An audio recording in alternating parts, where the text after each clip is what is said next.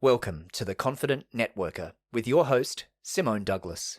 In each insightful episode, she chats with one of the leading people from the BNI and business world.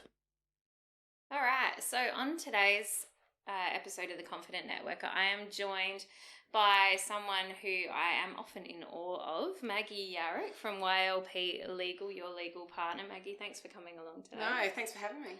My pleasure. So you are a member of BNI A-Team, so one of the mid-morning chapters that meets at 10 a.m. Correct. How long have you been in BNI for? So I was one of the people that started the A-Team. Yeah. We started in 2016 Mm-hmm. and we finally launched on the 3rd of March 2017. Yeah. And so back then there was 27 of us and I was one of only 4 women. Wow. So it was a very male-dominated Chapter. group. Yeah. However, we're in our 5th year Mm-hmm. and we have evolved and now the group is actually half and half. Mm. It's actually 50% female. So it's quite interesting to have seen the development. But there's only 5 of us founding members left in the group. Yep. And I'm the only founding female left. But it's been terrific. Yeah, awesome. So for our listeners that don't know you as well as I do, tell us a little bit about YLP Legal and your business evolution over that time. Sure. So I took over the business back in 2017, actually 2 months after we launched the chapter. Mm-hmm. So it was quite a big year. Mm. Back then when I took over the business, it was called Guana Legal. And it was called that because it was the surname of the person I bought it from. Mm. And so we've traded as Guana Legal for 4 years until last month, where we finally rebranded to YLP Legal, your legal partner. And the reason being was simply because it reflected the way we do business and the way that we assist our clients much more. Yeah, absolutely. So we are an all-female firm. Uh-huh. We are growing, so we do have 3 solicitors in the firm. We're about to take on another one, and so we are growing quite rapidly now. So it's been very exciting, and when I took over the firm, I was the only solicitor. So it has grown within that space of 4 and a bit years. Yeah. And it is still growing. So we have kind of boxed ourselves into just advising in 3 areas. Mm-hmm. So that is in commercial law, which is quite broad, Mm-hmm. In family law, and also in wills and estates. So they're our 3 major areas, and we specialise in those. Yeah, awesome. So do you know roughly what percentage of your new business comes from referrals out of BNI? Yeah, so I can tell you in the first year that I took over the business, 40% came from the group. Yeah, And we were a brand new group too, bear that in mind.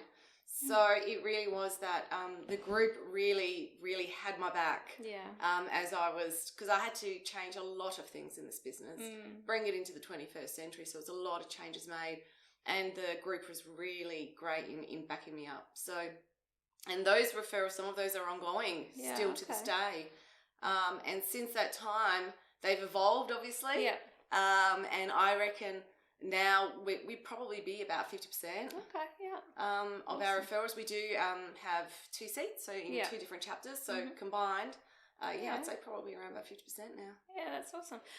Why is networking important to your business? Because I think, sometimes people think of lawyers and people who own law firms as being, they sit in their firm, they go to court sometimes, mediations.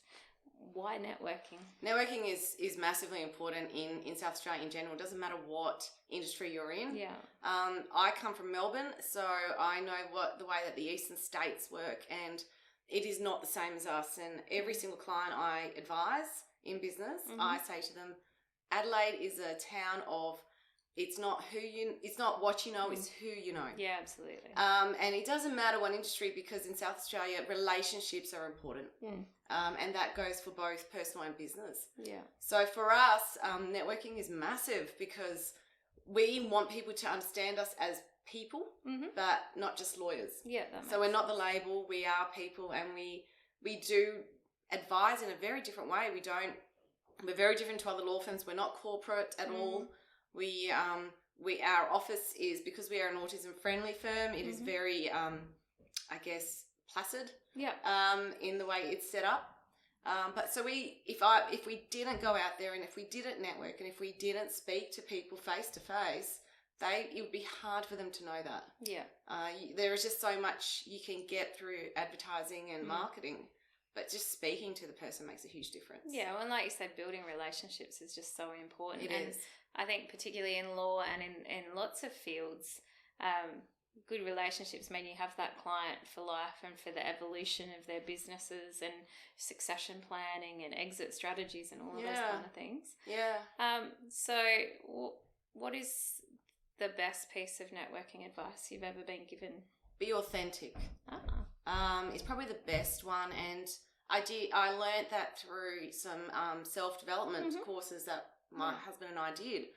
And I just thought, be authentic. That's just so simple. Yeah. And so I went out there and I did that. I was me. This is who I am. And, you know, it worked. I got to connect with people that I can connect with. Yeah. As opposed to being unauthentic or inauthentic and connecting with people that perhaps you may not be able to work with down the track. Absolutely. So I think authenticity is the key. Yeah, I'm a big believer in being unapologetically me and letting other people be the same way, because then you actually, like you said, you have real relationships. You do. And you enjoy working with them and spending time together. So, so being part of a referral organisation, what is the best introduction or referral that someone has been able to facilitate for you, and why was it good? I've had quite a few actually, and they're all very, very different. But I think there was a builder that I worked with, and he introduced me to a bunch of different building matters. Yeah. And so we're talking about, you know, acting for the builder, acting for the client. There was pest control issues as well, companies. And it was and having that referral to us really helped us understand the building industry quite well. I've got a property development business on the side. Yeah. So that was actually quite useful for that as well. And some lessons learnt there, and seeing and helping my clients deal with all that. It was probably, that those would probably be been the best referrals. Yeah. I got. Not so, and I mean the revenue was good, but it wasn't so much that. It was more about the relationships I formed. Yeah. And the understanding that we got. Yeah. About the building industry that some solicitors just don't get. No, So well, and it is a very complex industry, isn't it? It is complex, so many layers. Yeah. Awesome. Okay, so if you were talking to someone in the legal field who had been invited to this BNI thing, you know, this business cult that we talk about, and they're not sure, you know, maybe they've heard a bit about BNI, maybe they've heard nothing about BNI, maybe they're not morning or afternoon people. What advice would you give them? Basically, I let them know that for me, being part of the A team was incredibly successful. It was incredibly important to my business. I would say to them quite simply, do you want more business? Yes or no? Yeah. And do you want to make connections with businesses and business professionals that are accountable to each other? Yeah. That's the key thing. You can go out there, you can get referral partners anywhere, but unless you're actually accountable to each other in the way that we are in the chapter, you're more likely to get better referrals, better clients, better leads, better matters that really align with your values. Yeah. So I would highly encourage them to do it, and just let them know that it is quite valuable. Yeah, it's quite a valuable tool to have. Yeah, awesome. What if I'm someone and I'm contemplating going and visiting a chapter, but I really already know I don't want to join? Is it still worth me coming to visit? 100%. This is what I tell people. I think I've sponsored recently about 3 or 4 people in, and we did that basically by just saying to them, listen, I don't ask them to join. I don't ask them to any of that. I just say to them, do you want more business? Yeah. And if so, come meet my trusted referral partners. Yeah. Come to the meeting, have a coffee, have some cake, and just chat to them, make connections, and who knows what it could lead to in the end. Yeah. And a lot of them have, and actually a lot of them joined. Yeah. So as a result, because they just saw the value in it. Yeah. They really did. Yeah. And that's really what I would tell them. Well, and I think I always invite. Well, often I'll meet someone just out in business having a conversation or another meeting during the week, And I always say, you know, I want you to come and meet this person, like, because I think maybe the two of you can benefit from knowing each other, because you just never know who knows who. Really. No, you don't. Yeah. No. So it's a bit crazy from that perspective. Maggie, it wouldn't be a BNI podcast if I didn't ask you the question.